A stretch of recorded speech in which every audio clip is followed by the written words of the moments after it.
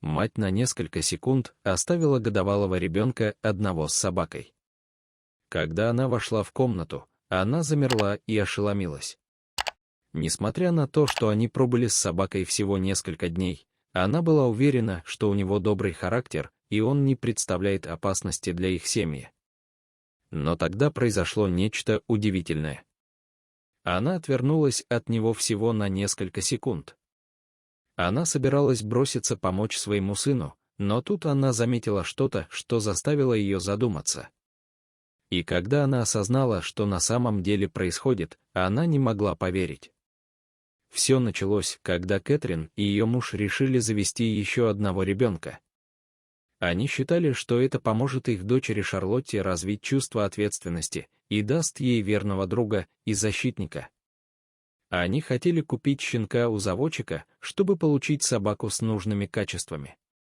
Но они также хотели дать дом собаке из приюта. Судьба привела их к спасенному собаке, который изначально был приобретен у заводчика.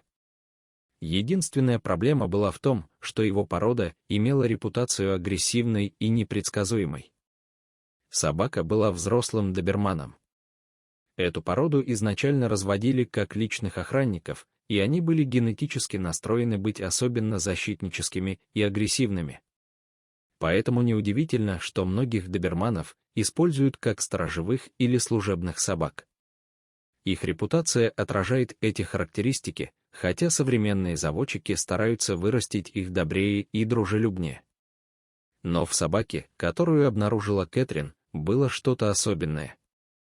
Этот доберман был спасен из приюта Кэрри Киндер в Этертоне, Австралия. Заводчик продал его клиенту, но потом обнаружил, что он был жестоко обращен и решил его спасти. Состояние собаки было ужасным. Он был истощен и с переломанными ребрами, что свидетельствовало о побоях. Ветеринары даже рассматривали возможность его усыпления. Но тогда Кэтрин вступила в игру. Муж Кэтрин был немного насторожен. Они выбрали правильную собаку для семьи. Они действительно все продумали. Он не хотел, чтобы эмоции от нового члена семьи повлияли на его суждение. Но его опасения были быстро развеяны, когда он позволил собаке поднять дух. Даже после того, как он узнал о тяжелой судьбе собаки, Кэтрин не могла не влюбиться в нее сразу же после знакомства. Он имел характер, который заставил ее чувствовать себя комфортно. Так что, несмотря на все предупреждения, она взяла его и назвала его Хан. Она с нетерпением ждала, чтобы познакомить его со своей 17-месячной дочерью. Но это не значило, что она была безрассудной с новой незнакомой собакой в своем доме. Она решила принять все меры предосторожности. Первые дни, когда Хан был у Кэтрин дома, ни она, ни ее муж не спускали с него глаз. Младенец Шарлотта была восхищена своим новым мохнатым другом, и он, казалось, хорошо себя вел рядом с ней. Он всегда был спокойным и ласковым. Кэтрин думала, что приняла правильное решение, хотя она оставалась настороже, когда собака и ребенок встречались. Но однажды все изменилось. Кэтрин оставила Хана играть с дочерью во дворе, пока она мыла посуду на кухне. Как будто чувствуя что-то не так, она посмотрела в окно и увидела сцену, которую никогда не забудет. Но прежде чем она успела что-то сделать, было уже поздно. Хан продолжал толкать Шарлотту и давить на нее мордочкой. Чего Кэтрин никогда не видела в нем раньше. Он толкнул ребенка вперед и назад, как будто пытался заставить ее реагировать. Шарлотта была без сознания и продолжала катиться. Затем он ухватил ее подгузник между зубами. Кэтрин закричала имя Хана, наблюдая с ужасом. Мысли Кэтрин кружили в ее голове. Она слышала о собаках, кусавших детей, но, может быть, такое случилось с Ханом. Она не могла отделаться от чувства вины, что это ее вина. Ей следовало быть осторожнее. Ее не следовало оставлять Шарлотту одну. Тогда Хан сделал нечто, что почти заставило ее сердце остановиться. Хан схватил Шарлотту за подгузник и бросил ее примерно на 3 метра во двор, словно она была тряпичной куклой.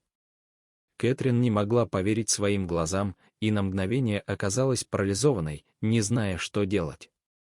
У нее была только одна мысль — ей надо побежать помочь своему ребенку. Кэтрин побежала к дочери и быстро подняла ее.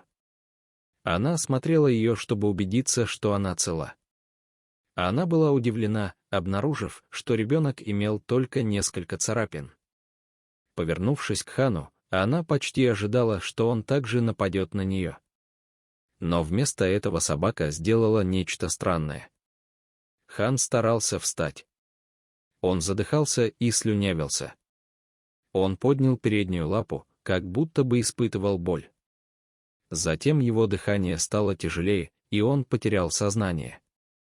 Состояние Хана ухудшалось прямо на глазах у Кэтрин.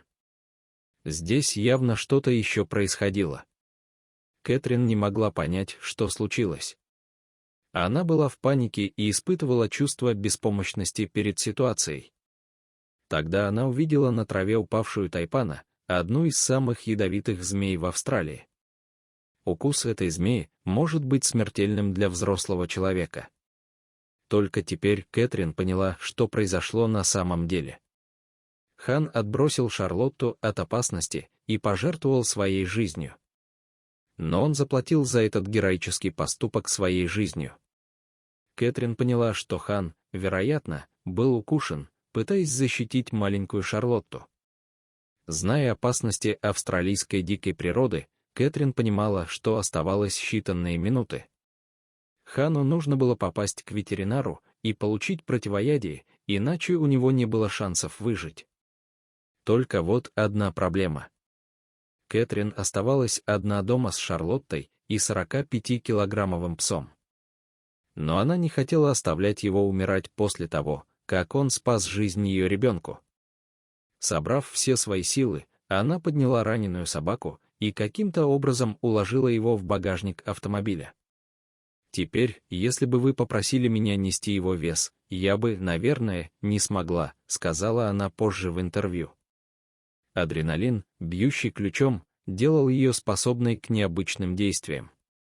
Из-за этого она могла проявлять гораздо больше силы, чем обычно.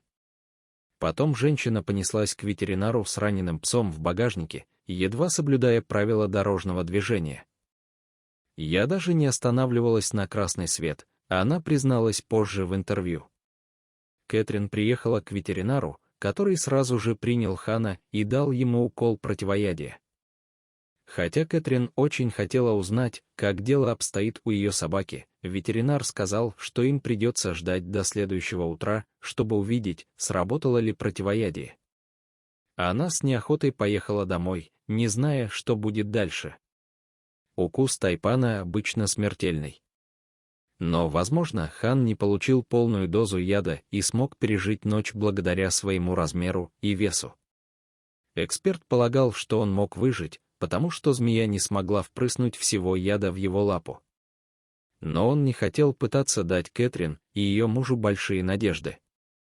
В любом случае, Кэтрин молилась всю ночь, чтобы Хан выжил. Она не закрывала глаз и беспокоилась до утра. На следующий день она получила звонок от ветеринара. Молодая женщина заплакала. Хан был в стабильном состоянии и вернулся домой позже в тот вечер. Маленькая семья не могла поверить в свою удачу. Пожалуйста, поставьте лайк и подпишитесь на канал бесплатно, чтобы не пропустить другие видео.